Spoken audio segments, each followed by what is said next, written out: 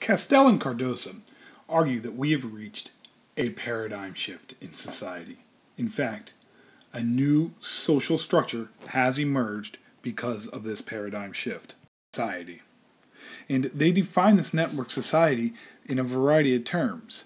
But understanding that networks themselves are aren't not just an emerging society. It's not a knowledge society, because knowledge has always been important. But that this new network society, which has emerged because of internet communication technologies, has led to major in this social transformation, where we can see the powers of networks. See, networks were always the most powerful element in society. They're just extremely sufficient. But they were limited by science and geography. Networks may not have crossed rivers or across different mountains. Even though networks were always the most powerful, they were very local, not global, and moving them to a global society. And Castellated and Cardosa argue that we have to examine the constraints and affordances of these network societies, because they are governed by our societal norms, and we cannot figure out how to take advantage or how to teach within a network society until we understand these affordances and constraints. So when we look at a network society as a social structure of networks that operate because of internet communication technologies, we understand that they exist to generate, process, and distribute information across nodes of these networks. And networks are a system of formal nodes. And networks evolve, and by adding or removing different is that these network societies revolve around four transformative effects. The first is the networked economy. And when we're looking at the networked economy, we understand that we've seen the largest, sounds bad, we've seen the largest growth in our productivity in the last 20 years than has ever happened in human history. And that is because of our new digitized global networked economy.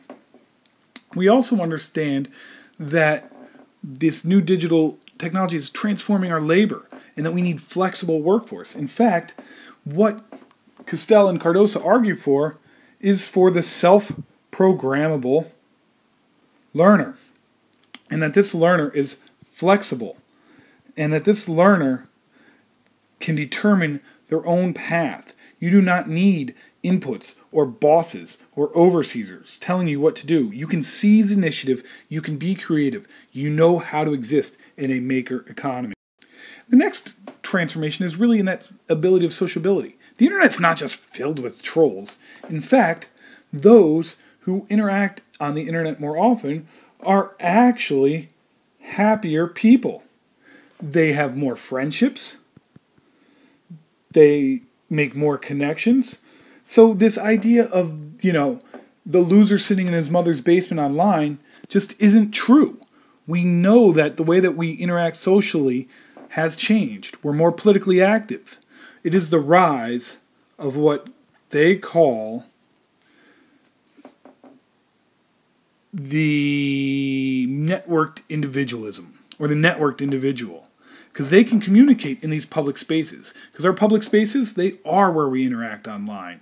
And it's a collective receivers of mass communication versus just the TV shooting information at just one person.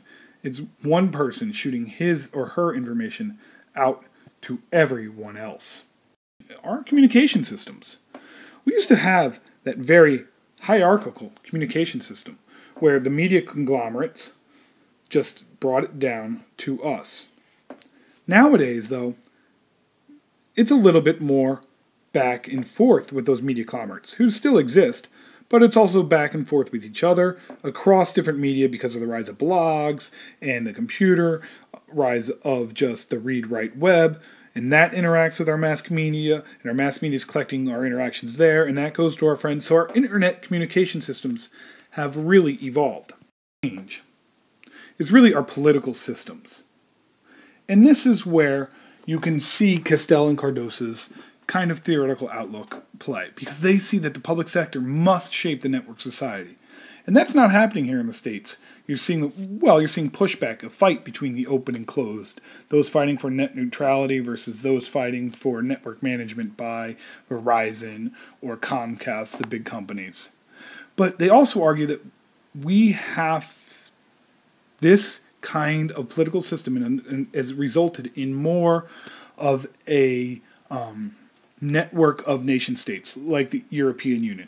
I'm not sure if you see this as much with NATO or with Russia's intrusion into Belarus. So I think that this idea of a global government that has no global government and decentralized nation states might be more forward wishful thinking than more of a reality.